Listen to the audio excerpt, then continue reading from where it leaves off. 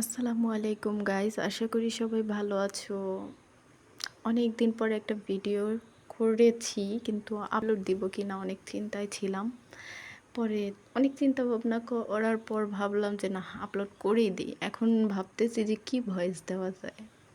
আমি তো আবার পক পক করতে পারি না ভিডিওর মধ্যে।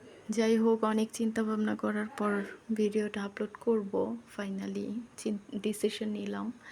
কিন্তু এখন যে কি ভয়েস দিব সেটাই বুঝতে পারতেছি না। তো আমার মাথায় যা আসতেছে আমি তাই উল্টাপাল্টা বক বক করতেছি।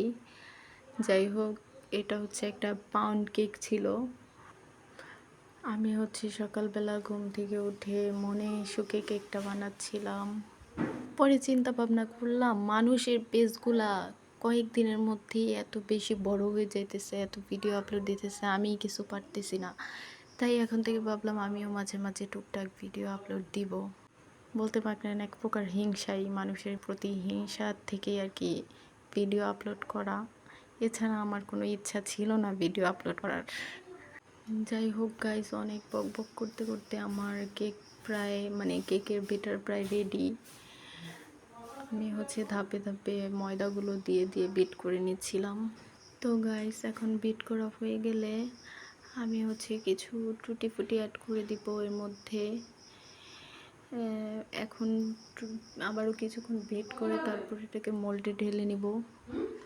পরিমাণ মতো আমি 1 পাউন্ডের এবং হাফ পাউন্ডের 2টা কেক বানিয়েছিলাম, তো 2টা কেক 2টা মোল্ডে ঢেলে নিয়েছি। এখন আমি ওভেন আগে থেকে প্রিহিট করে রেখেছিলাম, তো ওভেনে দিয়ে দিলাম। এরপর আমি প্রায় 40 মিনিট ওভেনে বেক করে নিয়েছি। ওয়াও গাইস, আমার কেক কি সুন্দর ফুলে গেছে দেখেছো? আমি তো পুরাই অবাক।